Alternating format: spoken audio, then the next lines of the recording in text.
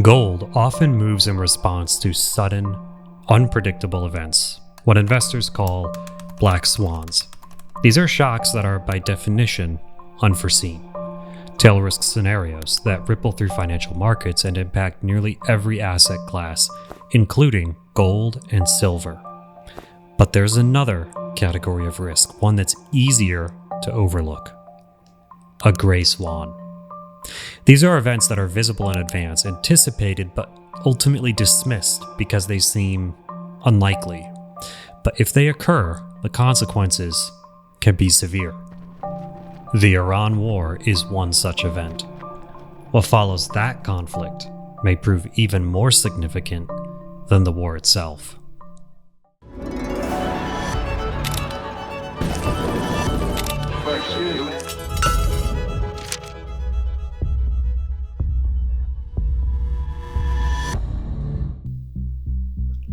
Gray swans may be improbable, but they are not unpredictable, and when they happen, precious metals can respond quickly as markets digest the implications.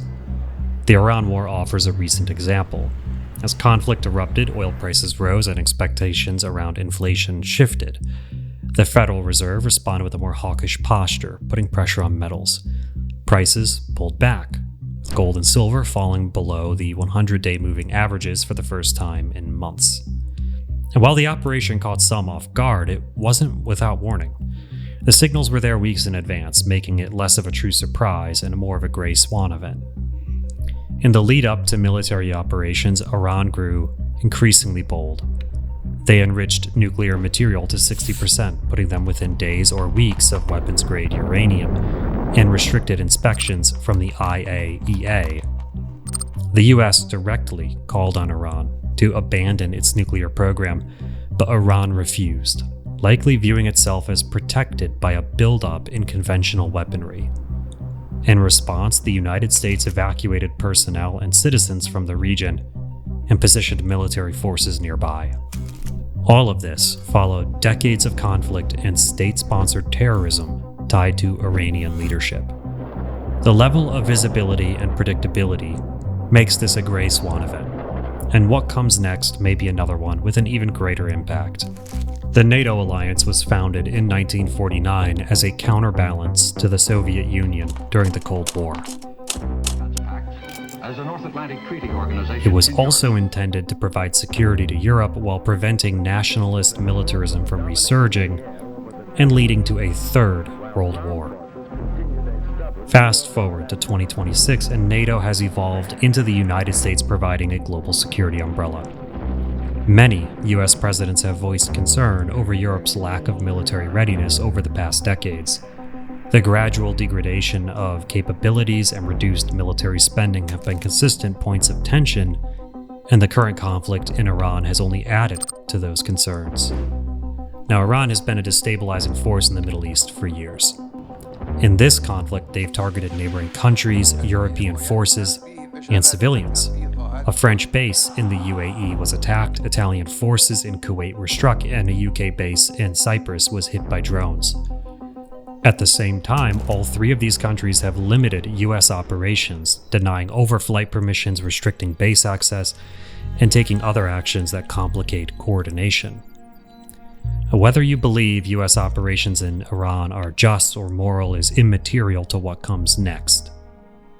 The United States spends billions of dollars each year defending Europe, maintaining bases, stationing troops and equipment, and extending protection through its nuclear umbrella. For decades, Europe has benefited from that security framework. And yet this conflict comes at a time when sentiment in the US is growing colder toward alliances perceived as one-sided. President Trump has been openly skeptical of NATO across both his terms, but he's not alone. As Secretary of State Marco Rubio put it, if we can't use those bases when we need them, then NATO becomes a one-way street. Rubio, who co-authored legislation just a few years ago to prevent US presidents from withdrawing from NATO without congressional approval, has shifted his stance.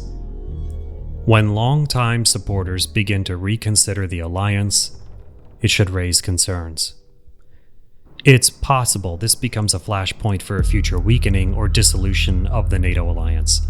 While the president can no longer unilaterally withdraw from NATO without congressional approval, the alliance can still be materially weakened through independent action. 10 years ago, a US withdrawal from NATO would have been considered unimaginable, a true black swan event. Today, it's within the realm of possibility. Gold and silver would react. In the short term, a shock of this magnitude could trigger a broad sell-off across global assets, but over time, gold would be expected to rise. The larger question is how markets would adjust.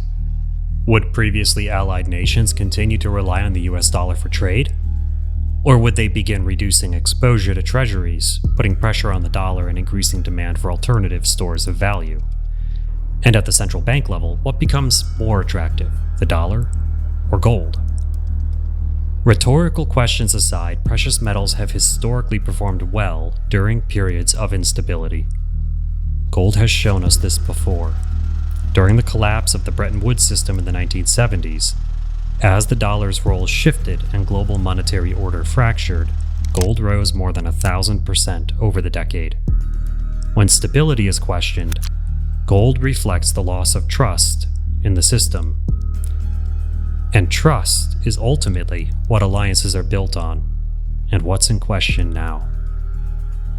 That's all we have for you today. Please remember to like, subscribe, and share with a friend. Thanks for watching, and we'll see you next time.